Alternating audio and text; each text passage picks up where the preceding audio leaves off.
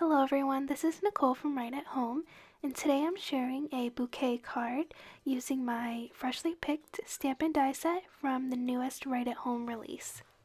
So here I'm starting off with the base of the bouquet, as well as the little triangle piece that will help your bouquet look as though there is a wrap around the entire floral arrangement.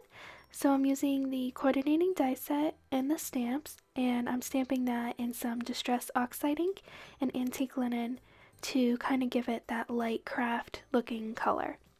Next I'm moving on to some of the leaves, and I'm using the Catherine Pooler inks in green tea and eucalyptus to stamp those onto the die cuts.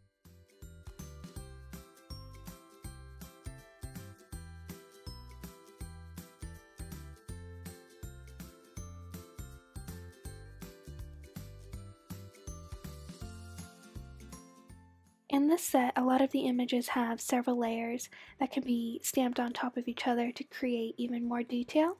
So that's the same with these leaves. So I'm going over top with the detail layer and the darker ink color just to add even more dimension.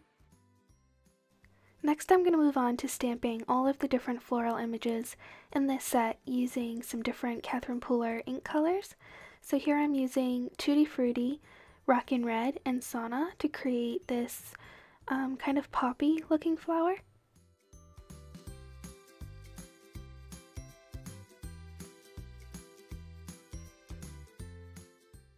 There's also a little stem image included in this set that you can have peeking out at the bottom of your paper wrap. So it's a solid stamp, so I decided to add some dimension to it by inking it up with two different ink colors. Towards the bottom is green tea and the top eucalyptus, so the top kind of acts as a shadow from the wrap.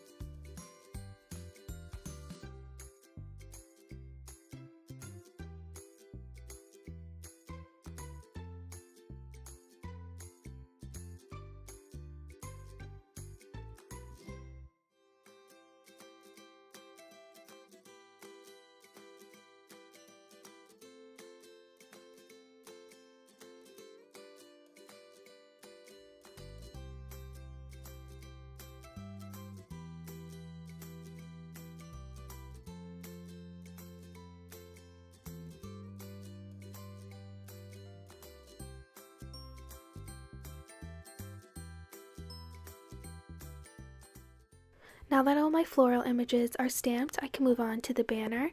In this set, there are 3 different layers that you can stamp together to create a dimensional banner.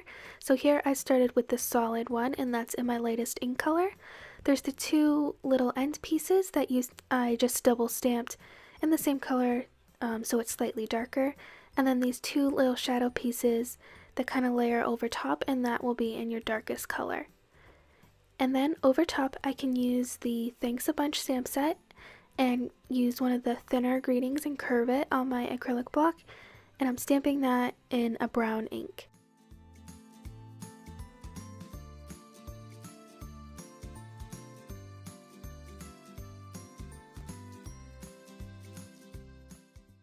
So now I can work on putting together my floral arrangement, And I decided to adhere mine directly onto a craft A2 sized card base using either foam adhesive or some tape runner adhesive.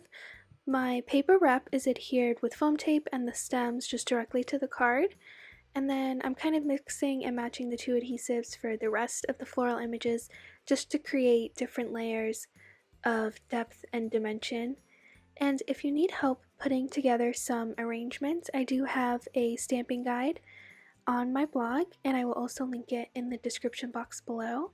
But there's so many different ways that you can use these floral images, so I encourage you to just kind of play around and have fun with it.